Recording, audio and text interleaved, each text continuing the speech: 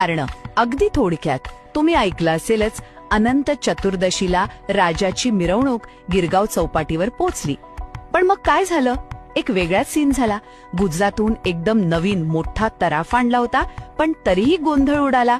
तर सगळ्यात पहिलं कारण काय? समुद्राची भरती. हो, मूर्ती पोचायला उशीर झाला ना, त्यामुळे ओहोटीची म्हणजे पाणी कमी होण्याची वेळ निघून गेली होती. मग तो नवीन मोठा तराफाच समुद्रात हेलकावे खाऊ लागला. आता त्यावर मूर्ती चढवणं म्हणजे धोकाच. म्हणजे बघा, सगळं वेळेचं गणितच चुकलं. आणि दुसरी गोष्ट म्हणजे यामुळे काय झालं माहितीये? राजाची मूर्ती तब्बल 7 तास कमरेएवढ्या पाण्यात होती. विचार करा, कार्यकर्ते बिचारे प्रयत्न करत होते, पण पाण्यात राहून मूर्ती इतकी जड झाली की हायड्रॉलिकने पण उचली जायना. मग गणेश गल्लीवाले, आपले कोळी बांधव सगळे मदतीला आले. अगदी जुन्या तराफ्याचा पण विचार झाला.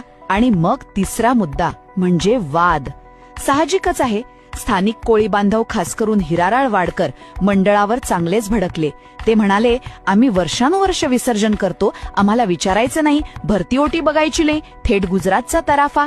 त्यांच्या मते यामुळेच हा सगळा घोळ झाला. म्हणजे बघा, नवीन टेक्नॉलॉजी असून सुद्धा वेळेचं नियोजन चुकलं आणि निसर्गासमोर काहीच चाललं नाही. त्यामुळे लालबागच्या राजाच्या विसर्जनाला एवढा उशीर झाला आणि वादही निर्माण झाला.